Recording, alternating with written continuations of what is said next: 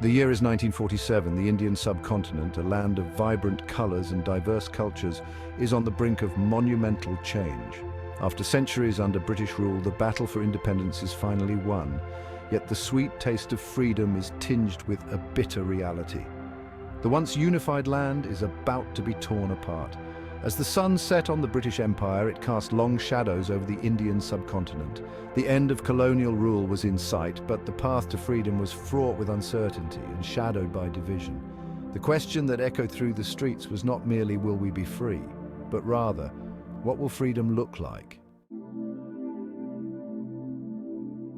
India, a land of breathtaking diversity, was home to a complex tapestry of religions, languages, and traditions. Hindus, Muslims, Sikhs, Christians, and others coexisted for centuries, their lives intertwined in a rich cultural mosaic. Yet beneath the surface of unity, the currents of religious and cultural nationalism were growing stronger. The Indian independence movement was not a monolithic entity. It was a complex struggle, fueled by a shared desire for self-rule, but also marked by differing visions of the future. The rise of nationalism, while uniting in its demand for freedom, also brought to the fore the complexities of identity in a diverse society. The British Raj, through its policies of divide and rule, had inadvertently deepened the fault lines within Indian society. In this tumultuous period, towering figures emerged, shaping the destiny of a nation. Mahatma Gandhi, the apostle of non-violence, advocated for a united and independent India, his message of peace resonating with millions. Jawaharlal Nehru, a staunch believer in secularism, envisioned a modern India rooted in democracy and social justice.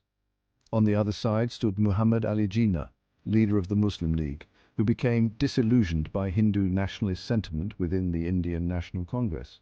Jinnah championed the two-nation theory, arguing that Hindus and Muslims were distinct nations with their own destinies.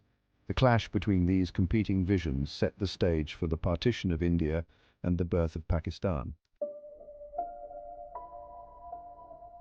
The two-nation theory, championed by Jinnah and the Muslim League, argued that Hindus and Muslims were fundamentally different in their way of life, culture, and religion. It posited that these differences were irreconcilable and that a unified India would marginalize Muslims. The theory gained traction amidst escalating communal tensions and fueled the demand for a separate Muslim state. While Gandhi and Nehru fought for a united India based on secular principles, the Muslim League intensified its demand for Pakistan. The British government, eager to expedite independence amidst growing unrest, conceded to the idea of partition. The decision, while seemingly offering a solution, set the stage for one of the largest mass migrations in human history.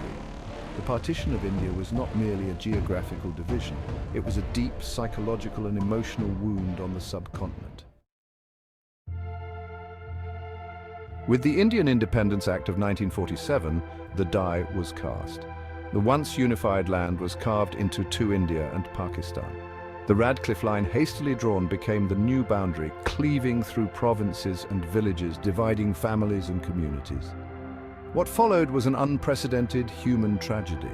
Millions of Hindus, Muslims, and Sikhs, caught on the wrong side of the newly drawn borders, were forced to flee their homes. The partition triggered one of the largest mass migrations in human history, with over 14 million people displaced. As religious tensions boiled over, the subcontinent descended into chaos and violence. Neighbors turned against neighbors, villages were set ablaze, and unspeakable atrocities were committed in the name of religion.